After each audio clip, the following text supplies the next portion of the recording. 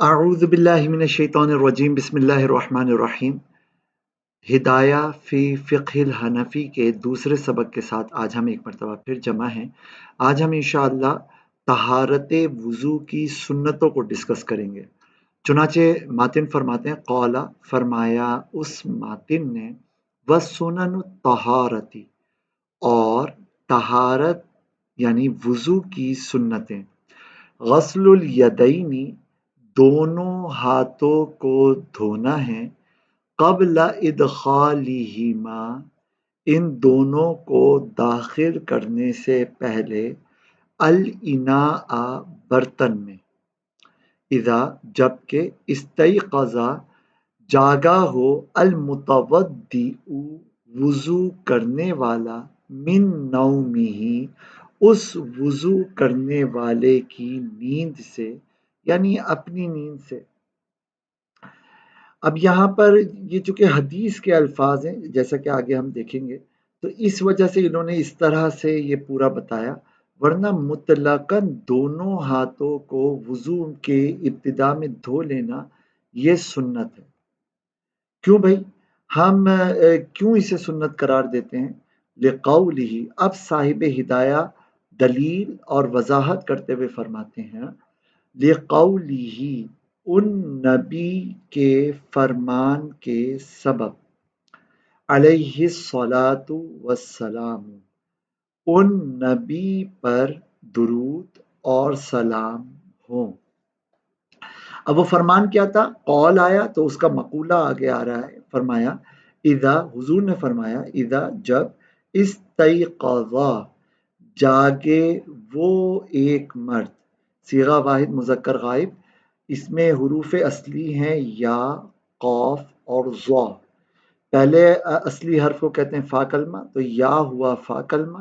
قاف دوسرے اصلی حرف کو کہتے ہیں عین کلمہ تو قاف ہوا عین کلمہ، تیسرے اصلی حرف کو کہتے ہیں لام کلمہ تو را ہوا لام کلمہ۔ اچھا جس فعل کے اندر آپ کو فا کلمے سے پہلے حمزہ سین اور تا نظر آئیں تو اس کا مطلب یہ فعل باب استفعال سے تعلق رکھتا ہے۔ باب استفعال کی علامت یہ ہے کہ فا کلمے سے پہلے حمزہ سین اور تا ہوتا ہے، تو یہ باب استفعال فعل ماضی مثبت معروف صیغہ واحد مذکر غائب۔ جب جاگا احدکم تم میں سے کوئی ایک من منامہ اس ایک کی نیند سے یعنی اپنی نیند سے، فلا تو لا یغمسن ہرگز نہ داخل کرے وہ ایک، فا یہ تو نتیجے والا آیا، اذا حرف شرط تھا تو اذا استیقظ احدکم من منامہ یہ ہے شرط اور پھر یہ فا جزائیہ ہے اور پھر اس کے بعد آگے اس کا نتیجہ اور جزا آئے گی۔ اچھا لا یغمسو یہ جو لا یغمسو غمسا یغمسو کا مطلب ہوتا ہے داخل کرنا، اوکے۔ اب آگے تاکید کا نون ثقیلہ یعنی تشدید والا آیا تو اس میں پوری تاکید آ گئی، ہرگز نہ داخل کرے وہ ایک یدہ اس ایک کا ہاتھ یعنی اپنا ہاتھ فل انائی برتن میں حتیٰ یہاں تک کہ یغسلا دھو لے وہ ایک بندہ ہاں اس ہاتھ کو ثلاثاً 3 مرتبہ۔ فَإِنَّهُ فا یہ سبب والا ہے اس لیے کہ بے شک وہ ایک لا یدری نہیں جانتا وہ ایک بندہ اینا کہ کہاں باتت رات گزاری یدو اس ایک آدمی کے ہاتھ میں، یعنی اس کے ہاتھ رات میں کہاں لگا، باڈی کے کس کس حصے کو ٹچ کیا یہ اس کو پتہ نہیں، ہو سکتا ہے کہ کسی مقام پر اس کے سوتے میں نجاست پہ ہاتھ لگ گیا ہو اور اب وہ برتن میں ہاتھ ڈال دے تو سارا پانی ناپاک ہو جائے گا، لہٰذا یہ ایک گمان ہے، ہو سکتا ہے اسی لیے مسنون ہے کہ وہ ہاتھ دھو لے، لیکن اگر کنفرم ہے پھر تو لازم ہوگا کہ ہاتھ دھوئے ورنہ تو پانی ناپاک ہو جائے گا، ایک بات۔ پھر دوسری بات یہ کہ بے وضو آدمی کا ہاتھ اگر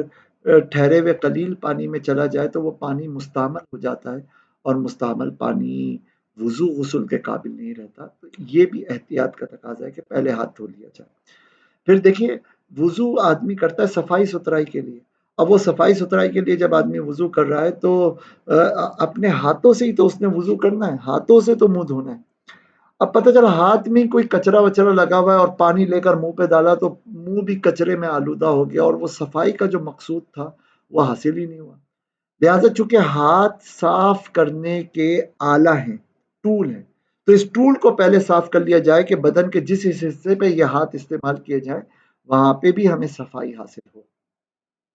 اور یہ چونکہ حکمت تھی، اسی وجہ سے ابتداءً وضو کے آغاز میں جو ہاتھ دھونا ہے وہ کلائیوں تک بھی ہاتھ دھونے تو کافی ہوگا، کیونکہ اتنے ہی حصے کے ذریعے سے ہم نے وضو کرنا ہوتا ہے۔ اوکے، جب اتنی بات سمجھ لی تو یہی مضمون دیکھیں انہوں نے عربی میں کیسے بیان کیا۔ کہتے ہیں ولی ان الیدا، اور اس لیے بھی کہ بے شک، اور اس لیے کہ بے شک الیدا ہاتھ، آلت التطہیری پاک کرنے کا ٹول اور اوزار ہے، فتسن تو سنت قرار دیا گیا، البدایتو یا البدایتو آغاز کرنا، بتنظیفہا اس ہاتھ کو صاف کرنے کے ساتھ، یا اس آلے کو صاف کرنے کے ساتھ، کہ آلہ صاف ہوگا تو باقی ساری چیزیں بھی صاف ہوں گی۔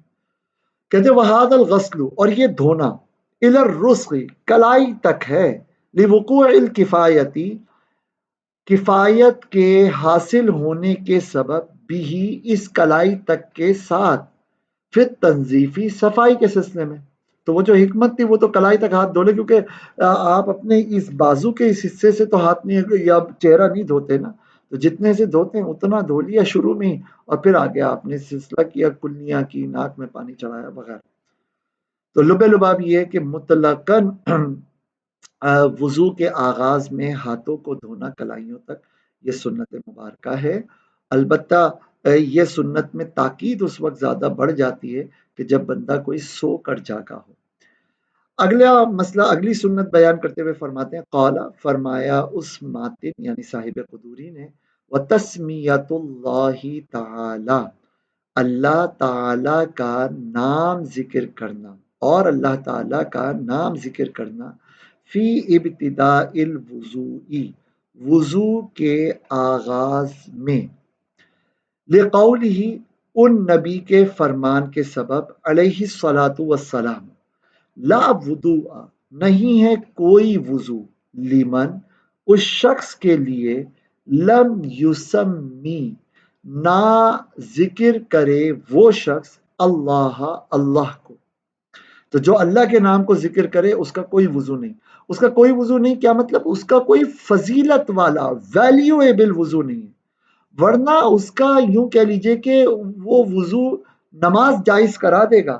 لیکن جو ثواب جس لیول کا درکار ہے اس لیول کے ثواب کے سلسلے میں اس کا کوئی وضو نہیں۔ اسی لیے کہتے ہیں یہ جو لائے نفی جنس ہے نا،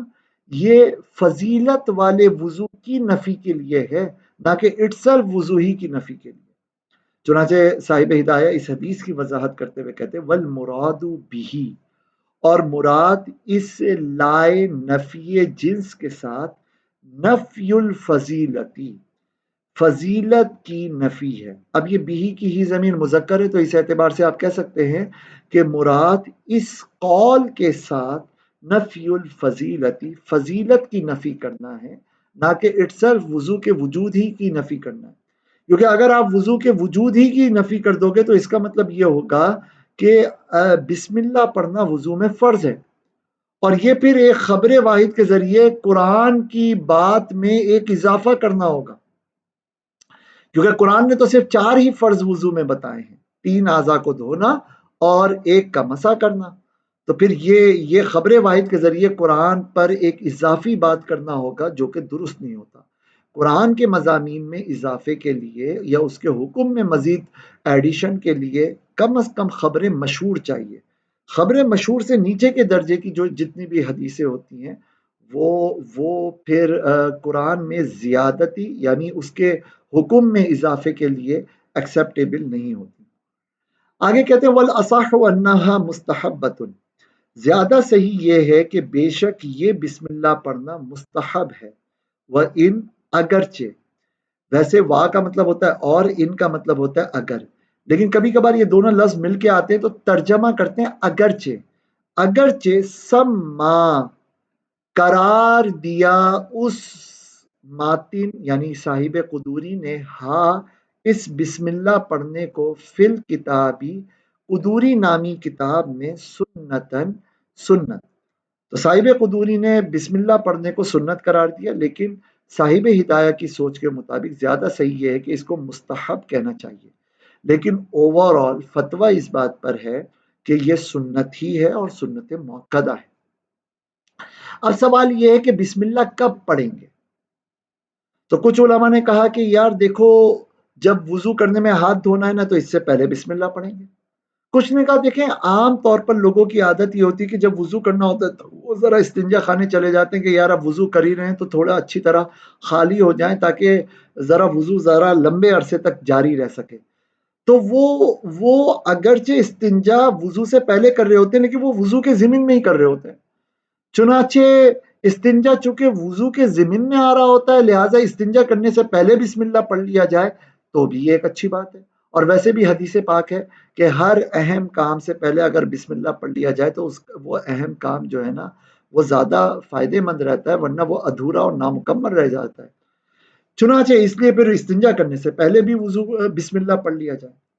کچھ علماء آئے انہوں نے کہا یار دیکھو استنجا کرنا یہ خود ایک سنت ہے اور یہ پاکی حاصل کرنا ہے، باڈی کی گندگیوں کو نکال کر پھر جس مقام سے گندگیاں نکلی ان مقامات کو دھو کر پاکی حاصل کرنا، اور پاکی حاصل کرنا یہ ایک ویلیویبل کام ہے، لہٰذا استنجا سے پہلے بھی بسم اللہ پڑھی جائے، لیکن جس وقت آپ نے ستر کھولا ہوا ہے اس وقت اللہ کا نام نہ لیا جائے کہ یہ ادب کے اتنے موافق نہیں ہے۔ پھر اس کے بعد آپ استنجا خانے سے باہر نکلیں، مطلب وہ جو غلاظت کی جگہ ہے وہاں سے ہٹ جائیں، اپنے ستر کو ڈھانپ لیں، پھر جب ہاتھ دھونے لگیں وضو کے لیے تو اس موقع پر بھی پڑھ لیجئے۔ لہٰذا استنجا سے پہلے بھی پڑھنا بسم اللہ سنت ہوگا اور استنجا کے بعد بھی بسم اللہ پڑھنا، وضو سے پہلے پڑھنا بھی سنت ہوگا۔ اسی بات کی وضاحت کرتے ہوئے یہ کہتے ہیں وَيُسَمِّي،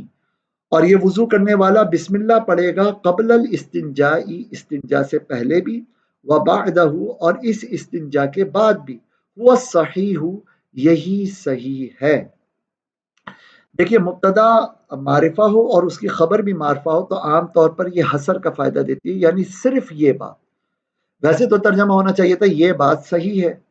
لیکن یہاں پہ یہ کہنا چاہتے ہیں کہ جنہوں نے کہا کہ صرف استنجا سے پہلے بسم اللہ پڑھے ان کی بات زیادہ صحیح نہیں، صرف استنجا کے بعد بسم اللہ پڑھنا ان کی صحیح نہیں، صحیح بات یہ ہے، صرف صحیح ان تینوں باتوں میں سے یہ ہے کہ دونوں موقع پر بسم اللہ پڑھنا ہے۔ اوکے، تو یہ عربی کا ایک اسلوب ہے اور امید ہے یہ آپ ذہن میں رکھیں گے تو آگے بہت فائدہ دے گا۔ قال اور فرمایا وَالسِّوَاكُ، اور فرمایا اس ماتن نے وَالسِّوَاكُ اور مسواک کو استعمال کرنا۔ یہ جو سواک ہے یہ بیسکلی کہتے ہیں اس ٹول کو جو دانتوں پہ رگڑا جائے، چنانچہ کڑوے درخت کی ٹہنی یا جڑ اس کو لے کر ذرا چبا کر نرم کر کے پھر دانتوں پہ رگڑا جائے تو یہ ٹہنی کہلاتی ہے مسواک۔ مسواک ہی کو سواک بھی کہتے ہیں، اور اسی کے لیے ایک لفظ یوز ہوتا ہے استیاک۔ استیاک کا مطلب ہوتا ہے رگڑ کر دانت صاف کرنا۔ اصل میں جو سنت ہے وہ اپنے منہ کی بدبو کو یا منہ کی جو بدلی ہوئی بو ہے اس کو ختم کرنا ہے۔ اب اس کے لیے سب سے بہترین طریقہ سنت والا یہ ہے کہ مسواک کو استعمال کیا جائے، اچھی طرح کلی کی جائے، لیکن اگر کبھی مسواک نہ ہو تو خود حضور صلی اللہ علیہ وسلم نے اپنی انگلیوں کو دانتوں پر رگڑ کر منہ میں رگڑ کر اچھی طریقے سے اور پھر اپنے منہ کو صاف کیا اور کلی فرمایا۔ تو اس سے پتہ لگا کہ مسواک کرنا کوئی واجب نہیں ہے، کیونکہ نبی کسی عمل کو عادت کے طور پر مستقل مزاجی کے ساتھ اختیار کریں لیکن کبھی کبھار اس کو ترک بھی فرما دیں، تو یہ اس بات کی علامت ہوتا ہے کہ پیغمبر کی نظر میں وہ عمل یا وہ چیز فرض یا واجب نہیں ہے بلکہ سنت ہے، تبھی تو انہوں نے ترک کیا۔ ایک بات، دوسری بات یہ کہ حضور نے مسواک کرنا کبھی کبھار ترک کیا ہے، اسی وجہ سے ہم اس کو سنت قرار دیتے ہیں۔ قالا فرمایا صاحب قدوری نے وَالسِّوَاكُ اور مسواک استعمال کرنا، لِأَنَّهُ اس لیے کہ بے شک ان نبی علیہ الصلاۃ والسلام نے کانا یواظب مستقل عادت اپنائی علیہ اس مسواک کے استعمال پر، تو آپ نے مستقل مزاجی اختیار فرمائی مسواک پر یا مسواک کی۔ اب واظب یواظب مواظبتاً یہ بطور عادت کسی چیز کو اختیار کرنا، فعل مضارع سے پہلے کانا آ جائے تو مستقل، تو حضور نے مستقل طور پر بطور عادت مسواک کو اختیار کیا۔ وَعِنْدَ فَقْدِهِ، اور اس مسواک کے مفقود ہونے کے وقت، اگر مسواک آپ کے پاس اویلیبل نہیں ہے تو یعالجو، رگڑے گا وہ وضو کرنے والا بالاسبعی، انگلیوں کے ساتھ اپنے دانتوں کو رگڑے گا، لِأَنَّهُ، اس لیے کہ بے شک ان نبی صلی اللہ علیہ وسلم نے فعل، عمل کیا ان نبی صلی اللہ علیہ وسلم نے کذالک، اس طرح کا، اس طرح کا مطلب انگلیوں سے رگڑنے کی طرح کا۔ اب صاحب ہدایہ کی سوچ ہے والاصح، اور زیادہ صحیح بات یہ ہے کہ انہو، بے شک یہ مسواک کرنا مستحب، مستحب ہے، سنت موقدہ نہیں ہے۔ لیکن سچی بات یہ ہے کہ دانتوں کی اسمیل کو ختم کرنے کے لیے کلی یا دانتوں کو رگڑنا اس حد تک کا معاملہ سنت موقدہ ہے۔ اس معاملے کو کرنے کے لیے مسواک کی ٹہنی کو استعمال کرنا یہ سنت مستحبہ ہے، تو تمام باتوں کے اندر تطبیق ہو جائے گی۔ یہاں پہ رکیں، تھوڑا سا سانس لیجئے، عبارت کو دہرائیے، خود سے پڑھیے پیچھے کی تمام عبارتوں کو، محض سننا تو مقصود نہیں ہے نا، تھوڑی سی پریکٹس کیجئے، پھر دوبارہ کنٹینیو کیجئے، پلے کیجئے ویڈیو کو اور دیکھیے۔ قال، فرمایا اس ماتن نے، والمدمدۃ، اور کلی کرنا، یعنی پیچھے سے آ رہی ہے، اور سنت قرار دیا گیا ہے کلی کرنا، والاستنشاق، اور ناک میں پانی چڑھانا، لِأَنَّهُ، اس لیے کہ بے شک، لی کا مطلب ہے اس لیے، انا یہ حرف مشبہ بالفعل ہے، بے شک، اور ہو ضمیر یہ اس کا اسم ہے، اور ہو ضمیر کا مرجع حضور کی ذات ہے، اسی لیے آگے درود و سلام ذکر کر دیا گیا، اس لیے کہ بے شک وہ نبی صلی اللہ علیہ وسلم فعل، عمل کیا ان نبی صلی اللہ علیہ وسلم نے، ہما، ان دونوں، مدمدہ اور استنشاق کا، مدمدہ اور استنشاق کا، علی المواظبتی، عادت کی بنیاد پر، وکیفیتہ، اور اس عمل کا طریقہ، ان یمد میدا، یہ کہ کلی کرے وہ آدمی، سلاسن، 3 مرتبہ، یاخذ، لے گا وہ آدمی، لکل مرتن، ہر مرتبہ کے لیے، ہر کلی کے لیے، ماء جدیدن، نیا پانی، مطلب یوں نہیں ہوگا کہ ایک دفعہ پانی لیا کلی کی، پھر چلو میں نکالا، پھر منہ میں لے کے کلی کی، پھر چلو، یہ والا طریقہ نہیں بھائی، یہ تو بڑا عجیب ہو جائے گا۔ ایک مرتبہ لیا کلی کی، پھر وہ پانی آگے بڑھا دیا، اور پھر نیا پانی لے کر دوبارہ منہ میں ڈالا، تو 3 مرتبہ نئے نئے پانی سے کلی کرے، ثم، پھر، یستنشقو، ناک میں پانی چڑھائے گا، کذالک، اسی طرح، اسی طرح کیا مطلب 3 نئے پانیوں کو لے کر وہ ناک میں پانی چڑھائے گا، والمحکی، یہی حکایت کیا گیا ہے، بیان کیا گیا ہے، من وضوئہ، ان نبی صلی اللہ علیہ وسلم کے وضو سے، اوکے، یہ محکو یون تھا، اس میں مفعول کے وزن پر، پھر واو اور یا ایک ساتھ آ گئی تو واو کو یا سے بدل دیا اور محکی یون بنا دیا گیا، ٹھیک ہے۔ آگے دیکھیے، وضو کی سنتیں بیان کرتے ہوئے مزید کہتے ہیں، وَمَسْحُ الْأُذُنَيْنِ، اور کانوں کا مسح کرنا، کانوں کے اندر کی طرف کا بھی مسح کرنا، اور کانوں کی بیرونی یعنی پیچھے والی سائڈ کا بھی مسح کرنا، دونوں کانوں کا مسح کرنا، یہ سنت ہے۔ وَهُوَ سُنَّةٌ، اور یہ کانوں کا مسح کرنا سنت ہے، بِمَاءِ الرَّأْسِ، سر کے پانی کے ساتھ، یعنی سر کا مسح کرتے وقت جو آپ نے ہاتھوں کو گیلا کیا تھا، اب کانوں کے مسح کے لیے الگ سے ہاتھوں کو گیلا نہیں کریں گے، انہی گیلے ہاتھوں کے ذریعے سے سر کا مسح کریں گے۔ اس کا بہترین طریقہ یہ ہوتا ہے کہ پورے سر کا مسح کرنا چونکہ سنت ہے، لہٰذا آپ کے دونوں ہاتھ گیلے ہوئے، مثلا نلکے سے آپ نے الٹے ہاتھ میں پانی لیا، پہلے سیدھے ہاتھ وغیرہ سارا گیلا کر لیا، اب نلکے سے الٹے ہاتھ میں چلو میں پانی لیا، اب نلکا بند کیا تاکہ جب تک آپ مسح کر رہے ہیں تو نلکے کا پانی بہے نہیں۔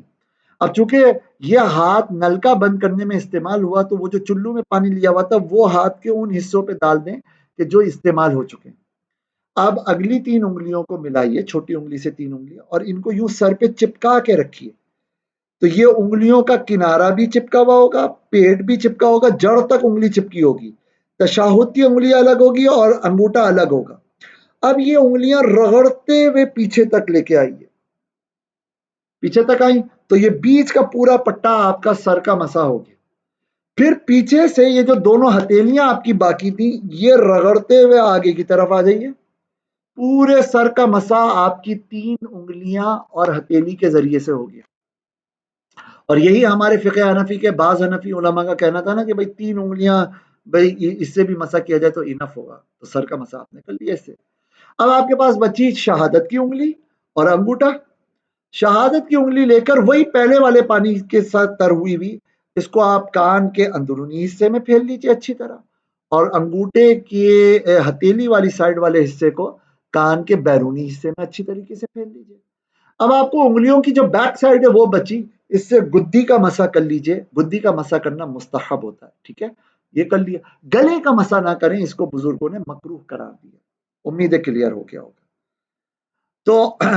دونوں کانوں کا مسا کرنا، اور یہ سنت ہے سر کے پانی کے ساتھ اندنا ہمارے نزدیک، خلافاً للشافعی، یہ برخلاف امام شافعی کے۔ امام شافعی کی سوچ یہ ہے کہ سر کا مسا الگ طریقے سے کریں، اور پھر کانوں کا مسا کرنے کے لیے الگ پانی لیجیے اور پھر اس کے ذریعے کانوں کا مسا کریں۔ لیکن ہماری دلیل ہے لقولہ علیہ الصلاۃ والسلام، ان نبی کا فرمان، ان نبی کے فرمان کے سبب، الاذنانی، دونوں کان، من الرأسی، سر سے ہیں، یعنی سر کا حصہ ہیں۔ چنانچہ جب حضور دونوں کانوں کو سر کا حصہ قرار دے رہے ہیں تو سر کے ساتھ جو ٹریٹمنٹ مسے کا ہم کر رہے ہیں، اسی ٹریٹمنٹ کا حصہ کانوں کو قرار دیں گے، تو اسی کے لیے لیے ہوئے پانی سے ہم کان کا بھی مسا کر لیں گے۔ اور پیغمبر کی شان یہ ہوتی ہے کہ وہ شرعی حکم کو بتاتے ہیں، وہ بایولوجیکل حیثیتوں کو نہیں بتاتے۔ لہٰذا یہاں پر اس حدیث میں حضور کا مقصود یہ نہیں ہے کہ حضور یہ بتانا چاہتے ہیں کہ بھائی کان جو ہے نا وہ فزیکلی سر کا حصہ ہے، چہرے کا حصہ نہیں ہے، یا گردن یا گدی کا حصہ نہیں ہے، یہ چیزیں بتانا حضور کا مقصود کیوں ہوگا؟ پیغمبر بایولوجی پڑھانے کے لیے یا فزیکل حیثیتیں بتانے کے لیے نہیں، بلکہ پیغمبر بنیادی طور پہ شرعی حیثیتیں بتانے کے لیے تشریف لاتے ہیں۔ لہٰذا حضور کے اس فرمان کو وہ حنفی بزرگوں نے مسا کے سلسلے میں محمول رکھا، اور یہی چیز صاحب ہدایہ وضاحت کرتے ہوئے بتاتے ہیں، والمراد، اس حدیث کی مراد بیان الحکم، حکم شرعی کا بیان ہے، یہ حکم عہد کا ہے، دون الخلقتی، نہ کہ تخلیق انسانی کا بیان ہے، کہ انسانی تخلیق میں کان سر کا حصہ ہیں، گردن کا یا چہرے کا حصہ نہیں ہے۔ یہ پیغمبر کے مقاصد میں سے یہ چیز نہیں ہے۔ یہاں پہ رکیں، عبارت کو دہرائیں اور پھر آگے کا دیکھیے۔ قال، فرمایا ان ماتن نے، وتخلیل اللحیتی، اور داڑھی کے بالوں کا خلال کرنا، اور داڑھی کا خلال کرنا یہ بھی سنت ہے۔ لأن النبی، اس لیے کہ بے شک نبی علیہ الصلاۃ والسلام، امارا، اب یہ اس کا بیسک مطلب تو ہوتا ہے حکم دینا، لیکن جبریل اس لیول کے نہیں ہے کہ وہ نبی کو حکم دیں گے، تو ہم یہاں پہ ادباً ترجمہ کرتے ہیں کہ عرض کیا ہو ان نبی کو جبریل علیہ السلام نے، تو جبرائیل علیہ السلام نے ریکویسٹ کی تھی نبی صلی اللہ علیہ وسلم سے داڑھی کے میں خلال کرنے کی، بذالکا، اس خلال کے ساتھ۔ لہٰذا حضرت جبریل نے حضور سے عرض کی کہ یا رسول اللہ، جب آپ وضو کیا کریں تو داڑھی میں خلال فرمایا کریں، تو ٹھیک ہے، حضور کے لیے بھی یہ طریقہ شریعت کی طرف سے ہوا، اور ہماری امت تو حضور کے عمل کو نمونہ بنائے گی، تو ہمارے لیے بھی یہ سنت ہوا۔ وقیلا، اور کہا گیا ہے، قیلا کا لفظ جب آتا ہے نا تو یہ مرجو قول یا ضعیف روایت بتانے کے لیے ہوتا ہے۔ تو ہوا سنت عند ابی یوسف، ایک قول یہ ہے کہ یہ سنت امام ابو یوسف کے نزدیک رحمہ اللہ، جائز عند ابی حنیفہ و محمد، اور جائز ہے ابو حنیفہ اور امام محمد رحمہم اللہ کے نزدیک۔ تو ایک مبتدا ہوا اور اس کی ایک خبر ہے سنت اور ایک خبر ہے جائز، ایک مبتدا کی 2 خبریں ہو سکتی ہیں، لیکن یہ قول ضعیف ہے۔ اصل میں صحیح قول یہ ہے کہ امام ابو یوسف کے نزدیک بھی اور امام محمد اور امام ابو حنیفہ سب کے نزدیک یہ سنت ہی ہے۔ اوکے، ایک بات تو یہ ہوئی. دوسری امپورٹنٹ بات یہاں پہ سمجھیے گا کہ ہمارے اگر امام اعظم ابو حنیفہ اور امام محمد ان دونوں کو ملا کر بیان کرنا ہو کہ بھائی ان کے نزدیک یہ بات ہے، تو عربی میں بسا اوقات بزرگ یوں بھی کہہ دیتے ہیں کہ طرفین کے نزدیک یہ بات ہے. یعنی سب سے بڑا رتبے والے امام اعظم علمی اعتبار سے، پھر امام ابو یوسف یہ امام اعظم کے شاگرد تھے، پھر امام محمد یہ امام ابو یوسف سے جونیئر امام اعظم سے کے شاگرد تھے. تو یہ تین بزرگ نا زیادہ تر انہی کا حنفی فقہ کے بیان کے اندر تذکرہ آتا ہے. تو اگر امام اعظم اور امام ابو یوسف ان کی بات کی جائے نا تو یہ شیخین ہیں، یہ بڑے بزرگ ہیں، شیخ ہیں. اور امام محمد امام ابو یوسف کے بھی اسٹوڈنٹ ہیں، امام اعظم کے بھی اسٹوڈنٹ ہیں. تو امام اعظم کے اسٹوڈنٹ ہونے کے اعتبار سے امام ابو یوسف کے استاد فیلو ہو گئے، کلاس فیلو آپ کہہ لیجئے. اور امام محمد اور یوں دیکھیں کہ امام محمد امام ابو یوسف کے بھی شاگرد تھے، تو ان کو سب سے آخری لیول ملا. تو یہ دونوں شیخ ہوئے یعنی استاد ہو گئے. لیکن اگر بات ہو امام ابو یوسف اور امام محمد ان دونوں کی، تو اس کے لیے عربی میں ورڈ یوز کیا جاتا ہے صاحبان یا صاحبین، یا صاحب کہتے ہیں فیلوز کو. تو یہ دونوں آپس میں کلاس فیلو تھے، ان کے استاد امام اعظم ابو حنیفہ بھی تھے. اور اگر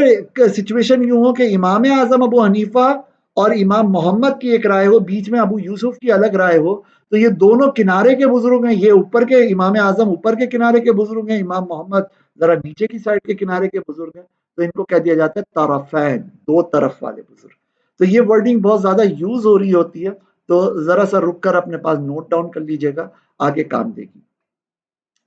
اب ایک چیز، ایک پوائنٹ جو قابل توجہ ہے، بہت امپورٹنٹ ہے، اور وہ پوائنٹ یہ ہے کہ یہ جو سنت ہوتی ہے نا، سنت اس کا بنیادی کام یہ ہوتا ہے کہ کوئی بھی عمل فرض ہے تو اس فرض عمل کو اسی فرض کے دائرے کے اندر پایہ تکمیل تک پہنچانے کا کام کرتی ہے سنت. جیسے ویسے تو چوتھائی سر کا مسح کرنا فرض ہے، لیکن سر کے دائرے کے اندر اندر رہتے ہوئے آپ پورے سر کا مسح کر لیجئے تو 101% انشور ہو جائے گا کہ چوتھائی سر کا تو پکا پکا مسح ہو ہی گیا ہے. تو سنت کا ایک کام ہوتا ہے انشور کرنا، کمال تک پہنچانا فرض کو، لیکن فرض کے دائرے میں، اس کی اپنی جگہ کے اندر. لہذا جو عمل فرض کے دائرے سے باہر نکل کر فرض کو سپورٹ کر رہا ہو، تو بعض بزرگ کہتے ہیں کہ یہ سنت کا بیسک ورک نہیں ہے یا کام نہیں ہے، اس لیے اس کو اس طرح کی حیثیت رکھنے والی چیزوں کے لیے ہم سنت کی ٹرمنالوجی یوز نہیں کریں گے، بلکہ ہم مستحب کی ٹرمنالوجی یوز کریں گے. تو اب یہ تخلیل اللحیہ، لحیہ یعنی داڑھی کے لٹکے ہوئے بال، یہ تو چہرے کے دائرے سے ہی باہر ہوتے ہیں. لہٰذا اس کو صاحب ہدایہ کہتے کہ بہتر ہوگا کہ ہم اس کو مستحب کریں. صاحب ہدایہ یہ روایت نقل کرتے کہ جس میں امام اعظم ابو حنیفہ اور امام محمد کی ایک رائے آئی کہ بہتر ہوگا کہ ہم بس اس کو جائز قرار دیں، اس کو سنت کا رتبہ نہ دیں. چنانچہ یہ طرفین کی دلیل کو ذکر کرتے ہوئے کہتے ہیں لِأَنَّ السُّنَّةَ اِكْمَالُ الْفَرْضِ، اس لیے کہ بے شک سنت یعنی بنیادی طور پر سنت فرض کو مرتبہ کمال تک پہنچانا ہے، فی محلہ، اس فرض کی جگہ یعنی دائرے میں. اوکے. وَالدَّاخِلُ، اور داڑھی کا اندرونی حصہ، وہ لٹکے ہوئے بال یا بال کے پیچھے کے حصے، لَيْسَ بِمَحَلِّ الْفَرْضِ، فرض کیے دائرے میں نہیں ہے، نہیں ہے وہ داخلی حصہ فرض کا محل. اوکے. یہاں پہ رکیں، عبارت کو پڑھیں، ترجمہ کریں، پھر آگے کو دیکھیے. قال، فرمایا ان ماتن نے، وَتَخْلِيلُ الْأَصَابِعِ، اور انگلیوں کا خلال کرنا سنت ہے. لقولہ، ان نبی کے فرمان کے سبب صلی اللہ علیہ وسلم، خللو، خلال کرو تم سب مرد، اصابعکم، تمہاری انگلیوں کا، کئی، تاکہ لا تتخللا، نہ درمیان میں آئے، ہاں ان انگلیوں کے، نارو جہنم، جہنم کی آگ. لہذا وضو کرتے وقت انگلیوں کا خلال کر لیا کرو، تاکہ اگر تم خلال نہ کرو تو خدشہ ہے کہ جہنم کی آگ تمہاری انگلیوں کے بیچ میں آئے. اب یہ حدیث کیا مطلب ہوا بھائی، اتنا سخت حکم؟ اصل بات یہ ہے کہ فرائض کی ادائیگی میں کوتاہی کرنا جس سے فرض رہ جائے، اتنی غفلت کرنا کہ فرض میں کوتاہی پیدا ہو جائے، یہ شریعت کے اندر ممنوع ہے، اور یہ ایک طرح کا گناہ ہوتی ہے، اور جس جگہ پہ گناہ ہوتا ہے وہاں جہنم کی آگ پہنچتی ہے۔ اب کسی نے ہاتھ دھونے کا فرض ادا کرتے ہوئے انگلیوں کے بیچ کے حصے کو نظر انداز کیا، نتیجتاً یہ حصہ چھٹا رہ گیا۔ اب اس کی اس غفلت کے نتیجے میں ہاتھ کے وضو کا فرض ادا نہیں ہوا، نماز پڑھی تو نماز بھی ادا نہیں ہوئی کیونکہ طہارت نہیں تھی، نتیجتاً اب اس کی یہ غفلت ایک نماز کے قضا ہونے کا سبب بنی، وضو کے فرض کے ترک ہونے کا سبب بنی۔ اس غفلت کے نتیجے میں جہنم کی آگ میں یہ مبتلا ہو سکتا ہے۔ اس لیے حضور نے فرمایا کہ بھرپور توجہ رکھو اور انگلیوں کا خلال کر لو، کہ تاکہ درمیانی جگہ جہاں پہ عام طور پہ توجہ نہیں رہتی وہاں پہ بھی توجہ ہو اور پانی بہہ جائے۔ اور ظاہر ہے کہ سنت کا مین کیریکٹر رول یہ ہوتا ہے کہ سنت فرض کو اس کے دائرے کے اندر مرتبہ کمال تک یا پرفیکشن تک لے کے جاتی ہے۔ تو انگلیوں کا درمیان کا حصہ دھونا فرض تھا، خلال کے ذریعے اسی دھونے کو مزید انشور کیا گیا، یہی تو کردار سنت کا ہوتا ہے۔ تو یہی لاجک وہ بیان کرتے ہوئے صاحب ہدایہ بتاتے ہیں، وَلِأَنَّهُ، یہ انگلیوں کا خلال کرنا سنت اس لیے بھی ہے کہ بے شک یہ خلال کرنا اکمال الفردی، فرض کی تکمیل ہے، فی محل ہی، اس فرض کے محل میں۔ یہاں پہ پھر ویڈیو کو پاس کیجئے، عبارت پڑھیے اور ترجمہ کیجئے۔ آگے دیکھیے، قال، فرمایا اس ماتن نے، وتکرار الغسل الی الثلاث، دھونے کو بار بار کرنا 3 مرتبہ تک۔ تو دھونے کا عمل جو بدن کا حصہ دھونا ہے نا، اس کے دھونے کے عمل کو وضو میں آپ نے 3 مرتبہ تک کرنا ہے، مسح کے عمل کو 3 مرتبہ تک نہیں کرنا ہے۔ اوکے، کیوں بھائی کیوں؟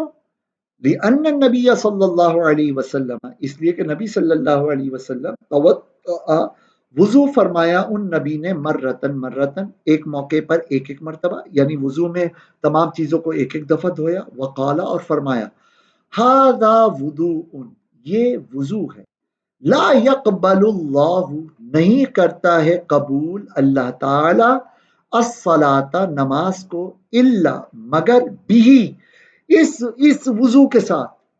یعنی وضو کی طہارت کی منیمم ریکوائرمنٹ کہ جس کے ساتھ اگر نماز ادا کی جائے گی تو قبول ہوگی ورنہ قبول ہی نہیں ہوگی، وہ ریکوائرمنٹ یہ ہے کہ کم از کم ایک مرتبہ منہ دھو لو، چہرہ دھو لو، ہاتھ دھو لو، پاؤں دھو لو، اور ایک دفعہ مسح کر لو۔ وَتَوَضَّأَ مَرَّتَيْنِ مَرَّتَيْنِ، اور وضو کیا ان نبی نے 2 مرتبہ، یعنی چہرہ ہاتھ پاؤں 2 مرتبہ دھوئے اس میں۔ وقالا، اور فرمایا، ھذا وضوء من، یہ اس شخص کا وضو ہے جو، من اس میں موصول، وہ جو،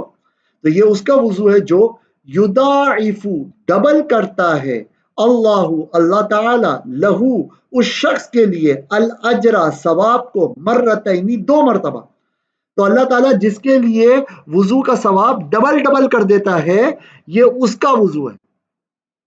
وتودع، اور وضو کیا ان نبی صلی اللہ علیہ وسلم نے، ثلاثا،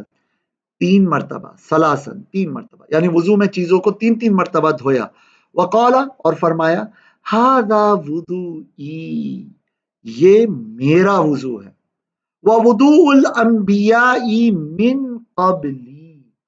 اور پیغمبروں کا وضو ہے میرے پہلے سے، یعنی مجھ سے پہلے کے جو پیغمبر تھے یہ ان کا بھی وضو ہے، ان کا بھی طریقہ یہ تھا کہ 3 مرتبہ اعضاء کو دھوتے تھے۔ اور صحیح بات یہ ہے کہ 3 مرتبہ اعضاء وضو کو دھونے میں فرض اپنے کمال تک انشور ہو جائے گا کہ بھائی اب تو کوئی چیز رہتی ہی نہیں ہے کہ جو دھلنے سے رہ گئی۔ اب حضور نے آگے فرمایا، فمن زادہ، تو وہ شخص جو اضافہ کرے، علی ھذا، اس 3 پر، یعنی 3 سے بھی زیادہ مرتبہ وضو کرے، او نقصا، یا پھر کمی کرے، فقط تعدی، تو وہ زیادتی کرے گا، وظلم، اور ظلم کرے گا، وہ ناحق کرے گا، یعنی میرے طریقے سے وہ ہٹ جائے گا۔ لیکن یہ زیادہ کرے یا کم کرے، یہاں پہ مقصود حضور کا یہ ہے کہ وہ